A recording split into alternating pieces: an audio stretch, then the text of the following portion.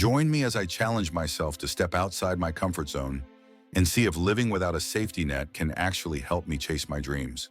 When we think about chasing our dreams, many of us consider having a safety net. You know, that financial cushion or backup plan that can catch us if we fall. It sounds reassuring, right? But what if I told you that this very safety net might actually be holding you back from truly pursuing your passions? The common belief is that safety nets provide security.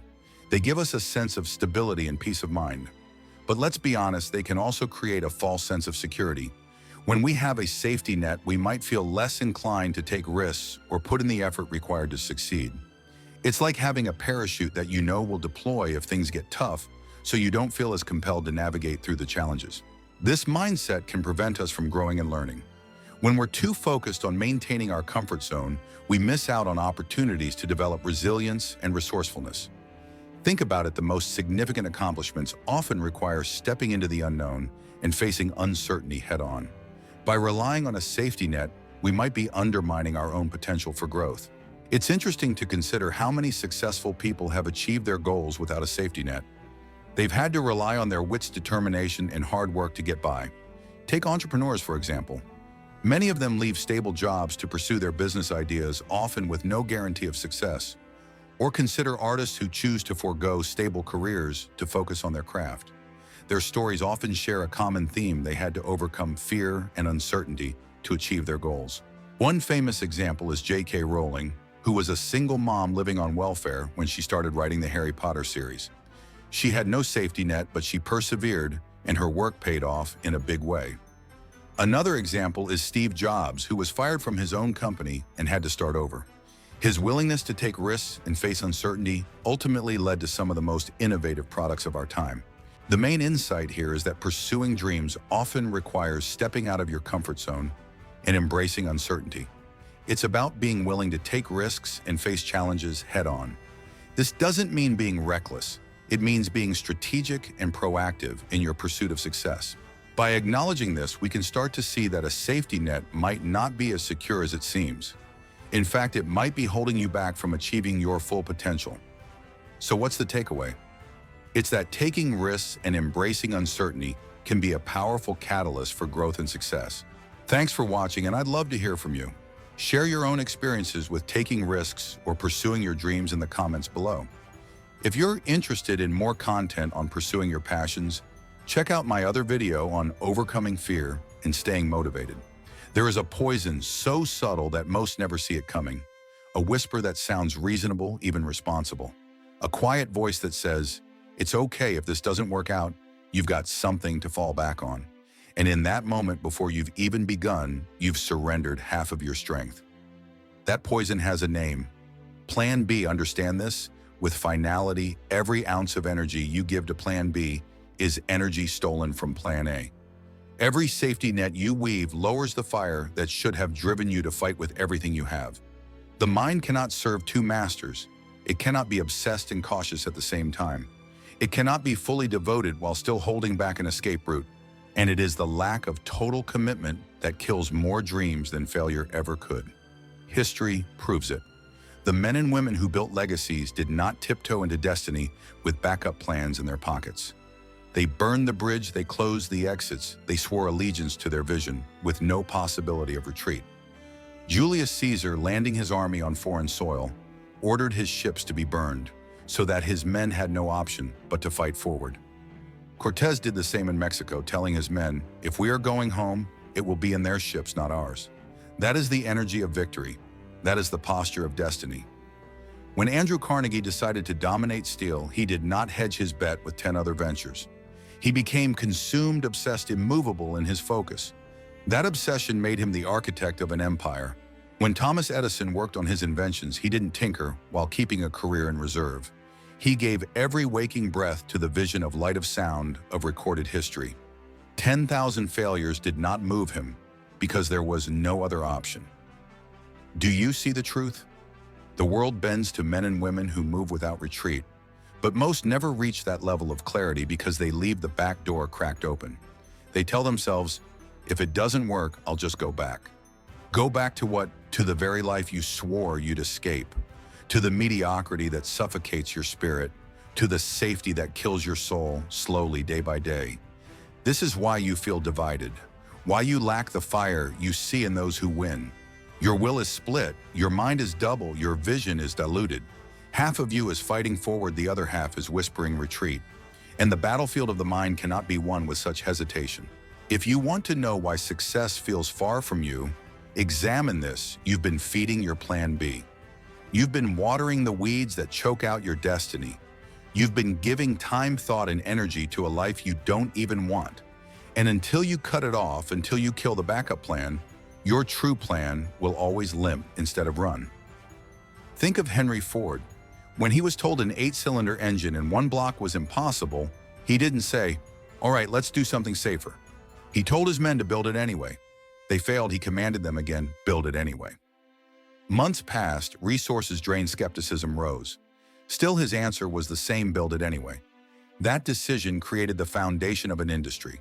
That refusal to retreat gave birth to the machines that reshape the world. Your life demands that same energy, that same defiance, that same burning of bridges. Because here is the law: you will never fight with full force until you have no other choice. As long as escape exists, urgency dies. As long as fallback exists, intensity weakens. As long as plan B breathes, plan A is starved. So the question stands before you: now will you continue to live divided, or will you decide once and for all that your vision is final? Will you keep rehearsing your excuses, or will you cut them off at the root? Will you keep feeding the life you hate, or will you burn the bridge so there is only forward? Do not be deceived. This is not recklessness. This is not about ignoring wisdom or responsibility. This is about refusing to live a double life. This is about aligning every fiber of your being toward the outcome you desire. This is about removing the option to quit. Because when quitting is not an option, creativity explodes. When retreat is impossible, resourcefulness is born. When there is no escape, courage rises. And when there is no plan B, plan A must succeed. Your plan B is killing your plan A. Starve it, burn it, bury it. And the fire that rises in its place will make you unstoppable. And as you continue walking with me, remember this truth: I am the Alpha and the Omega, the beginning and the end. Nothing in your life is outside of my sight, nothing is beyond my reach, and nothing is stronger than my love for you. You may feel like the story of your life is too broken to be healed, but I am the author who rewrites even the darkest chapters into testimonies of grace. What others meant for evil, I can turn for good. What the enemy tried to destroy, I can rebuild stronger than before. So do not despise the season you are in.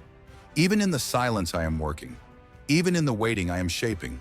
Even in the pain I am purifying your faith like gold refined in fire. And when the time is right, I will lift you up, I will restore what was lost, and I will fill your heart with joy that cannot be stolen. Hold on, my beloved, for the night may be long, but the dawn is coming. And when the light breaks forth, you will see that I was with you all along, carrying you, holding you, guiding you. My child, trust me. You are not forgotten. You are not abandoned. You are loved with an everlasting love. Jeremiah 29:11. For I know the plans I have for you, declares the Lord, plans to prosper you and not to harm you, plans to give you hope and a future. My beloved, you feel weary because the weight has been heavy, but do not think for a moment that I am distant. I am nearer than the very breath in your lungs. When you wake with tears, I see them. When you walk in silence, I walk beside you. When you feel too weak to pray, your groans rise before me like incense, and my spirit intercedes for you with sighs too deep for words. I tell you again, I have not abandoned you. Even in the nights when hope seems far away, I am writing a story of redemption that you cannot yet see. The ground you stand on may feel shaky, but I am the rock beneath your feet. The winds may roar and the waves may crash, but I am in the boat with you, and no storm will destroy you. Remember what I spoke through my servant Isaiah. When you pass through the waters, I will be with you. And when you pass through the rivers, they will not sweep over you. When you walk through the fire, you will not be burned. The flames will not set you ablaze. Isaiah 43:2. This is not a distant promise, it is your reality here and now. So lift your head, my child. Though shadows surround you, my light has not gone out. Though doors have closed, I am preparing new ones to open. Though you feel broken, I am shaping beauty from the pieces. And one day you will look back and see how every valley led you closer to me, how every trial refined your faith like gold. Take courage. Do not be afraid. For I am the Lord your God, and I will carry you through until the day you stand in my presence, whole, healed, and radiant with joy. And so I tell you again, my child, do not give up. Even when the night is long and the silence feels unbearable, I am writing a story that is greater than what you can see. The enemy wants you to believe that silence means abandonment, but silence often means preparation. A seed buried in the soil hears nothing, sees nothing, feels only the weight of the earth pressing down. Yet within that silence, something unseen is happening. Roots are forming. Life is preparing to break through. And when the time is right, what was hidden will rise and bear fruit. So it is with you. I have planted my word in your life, and though you may not yet see the harvest, it is growing in the secret places. Trust the unseen work. Trust the hidden roots. Trust that I am not wasting this season. Do not measure my love by the noise of the moment. Measure it by the cross. Measure it by the empty tomb. Measure it by the promises that cannot fail. You are not alone in the silence. I am with you in the pause. I am near when you cannot feel me. I am guiding when you cannot hear me. I am fighting for you when you cannot see me. The silence is not the end of your story. It is the middle, the place where faith is refined, where hope is tested, where love proves its strength. So wait, my child. Wait with expectation, not despair. Wait with hope, not fear. Wait with trust, not doubt.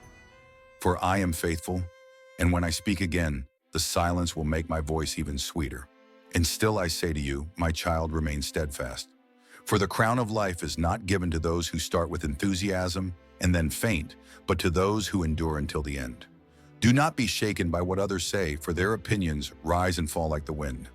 Do not measure yourself by the world's standards, for I have set my own measure: faithfulness, humility, and love. I am the one who lifts you when you fall. I am the one who restores your soul when you are weary. I am the one who multiplies your small offering until it becomes an overflowing harvest. You do not walk in vain. Every step you take in faith, every tear you shed in prayer, every act of love unseen by the world is written in my book and stored up in heaven. The enemy wants you to believe that I am far, but I am near. He whispers that I am silent, but I am speaking through every sunrise, through every verse of my word, through every nudge in your spirit. He wants you to give up, but I have already declared you are more than a conqueror through Christ who loves you. Lift your eyes again. The horizon is not empty, it is glowing with the first light of a new day. What seemed like endless night is about to break open into morning. Hold fast to me. Keep your heart soft before me, and remember, nothing is wasted in my hands. My child, do not grow weary, for I am not finished with you. I am still writing your story. Even when the ink seems dry, I dip the pen of your life into the fountain of my grace and write a new chapter filled with hope, redemption, and glory. What feels like the end is often the beginning of something greater that I have prepared for you. You see only the present page, but I hold the entire book. I am the author and the finisher of your faith. Every trial is a line, every tear is a word, every breakthrough is a sentence, and every blessing is a paragraph woven into the masterpiece of your life. Trust me with the process, for I am faithful to complete the work I have begun in you. When you walk through valleys, remember they are not your destination. They are passages that lead to mountaintops. When storms rage, they are not meant to drown you, but to reveal my power in calming the seas.